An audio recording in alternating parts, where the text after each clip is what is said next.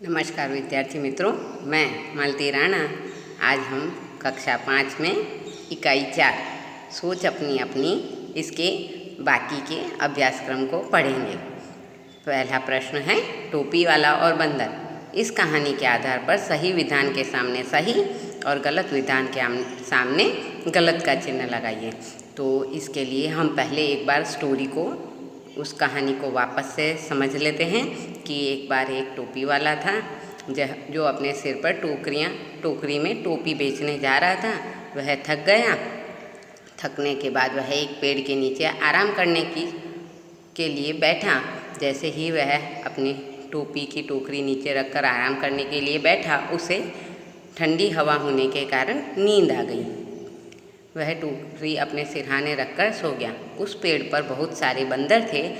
बंदरों ने नीचे टोपियाँ, रंग बिरंगी टोपियाँ देखी तो वह नीचे उतरकर एक एक करके आके और टोपी वाले की एक एक टोपी लेकर ऊपर चले गए। थोड़ी देर बाद जब टोपी वाले की आँख खुली तो उसने देखा उसकी तो एक भी टोपियाँ वहाँ नहीं है। उसने इधर उधर बहुत जगह ढूंढा पर उसे कहीं भी अपनी टोपियाँ नहीं मिली। थोड़ी देर में उसे बंदरों की आवाज़ सुनाई दी। उसने पेड़ के ऊपर देखा तो सभी बंदरों ने अपनी अपनी उसकी टोपियाँ लगा रखी थी, पहन रखी थी। तो उसे बड़ा आश्चर्य हुआ। वह अपना सिर खुजाने लगा तो बंदर भी उसका अपना सिर खुजाने लगे। वह अपने हाथ ऊंचे करने लगा तो बंदर भी अपने हाथ ऊंचे करने लगे। वह कूदने लगा तो बंदर भी कूदने लगे। अब टोपी वाले को एक उपाय सूझा। वह समझ गया कि बंदर स्वभाव से नकलची होते हैं, इसलिए उसने अपनी टोपी नीचे फेंक दी तो बंदरों ने भी अपनी अपनी टोपियाँ नीचे फेंक दी। तो इस प्रकार टोपी वाला बंदर के पास से टोपियाँ ले सका। उसने सारी टोपियाँ नीचे से उठाकर वापस अपनी टोकरी में रखी और अपनी राह चल दिया। तो मित्रों, हमने इस कहानी को एक बार फिर से समझ लिया है। अब इस कहानी के आधार पर हम सही के आगे सही और गलत के आगे गलत का चिन्ह लगाएंगे। तो पहला है वाक्य, व्यापारी कपड़े ले जा रहा है। तो ये गलत है।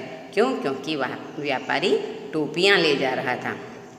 दूसरा, व्यापारी टोकरी पेड़ के नीचे रखता है। यह विधान सही है। तीसरा है, पेड़ के ऊपर बंदर हैं। यस, यह भी विधान सही है। बंदरों ने कपड़े ले लिए। यह विधान गलत है क्योंकि बंदरों ने टोपियाँ ली थी। पांचवा है, व्यापारी ने अपनी टोपी उतारकर नीचे फेंक दी। यह विधान सही है। बंदरों ने भी उसकी नकल करके अपनी टोपियाँ नीचे फेंक दी थी। इसके बाद अगला है, बंदरों ने व्यापारी की नकल कर अपनी टोपियाँ फेंक दी। ये विधान सही है। सातवां है, व्यापारी ने टोपियाँ इकट्ठी कर ली। यह विधान भी सही है। तो मित्रों, इस प्रकार हमने सही के सामने सही का चिन्ह और गलत के सामने गलत का चिन्ह लगाया है। अगला प्रश्न हमें कह रहा है कि जिस क्रिया से प्रकृति को फायदा होता है उसके सामने सही का, और जिस क्रिया से प्रकृति को नुकसान होता है उसके सामने गलत का चिन्ह लगाइए। तो पहला है, लोग पेड़ काटते रहते हैं तो इससे प्रकृति को नुकसान होता है, इसलिए इसके आगे गलत का चिन्ह आएगा। दूसरा है, आशा पानी से खिलवाड़ करती रहती है तो पानी का उपयोग करना सही है पर पानी का दुरुपयोग करना बहुत ही गलत है। तो आशा पानी का दुरुपयोग करती है, इसलिए इसके आगे गलत का चिन्ह आएगा। तीसरा है, अनुज कमरे से बाहर जाता है तो लाइट बंद करना भूल जाता है, तो बिजली का दुरुपयोग करना भी हमारे लिए नुकसानकारक है, इसलिए यह विधान भी गलत है।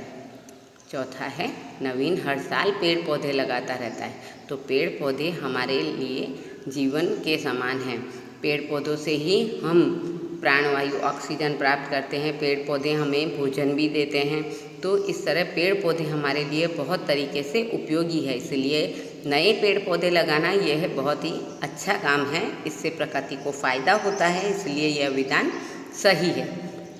पांचवा विधान है, किसान खेतों में कुदरती खाद डालते हैं। कुदरती खाद यानी नेचुरल फर्टिलाइज़र।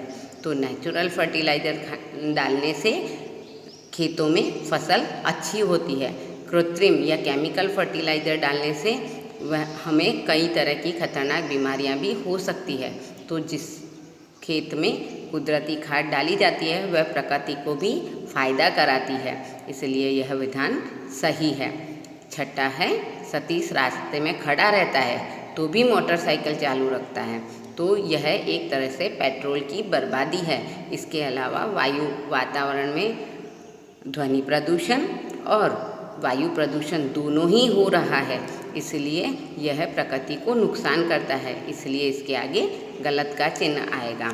अगला प्रश्न हमें कह रहा है चित्र देखकर उसका वर्णन कीजिए। तो यहाँ एक चित्र दे रखा है मित्रों, हमने इसको पिछली बार भी एक बार देखा था। इसका अवलोकन करते हुए हम कह सकते हैं कि यह एक प्राकृतिक दृश्य है।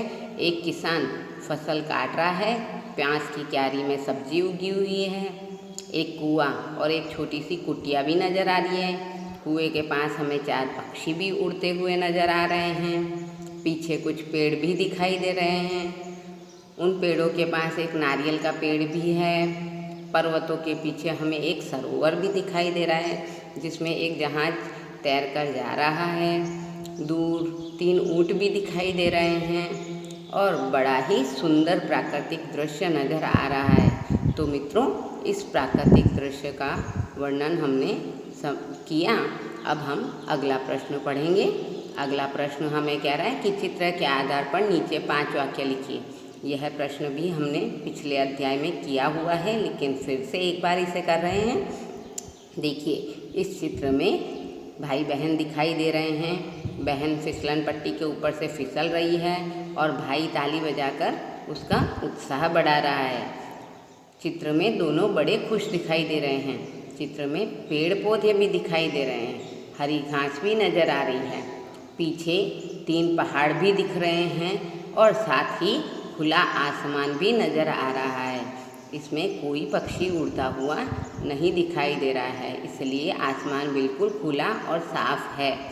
तो मित्रों, आज हमने कक्षा 5 अध्याय 4 सोच अपनी अपनी इस पाठ के स्वाध्याय किए।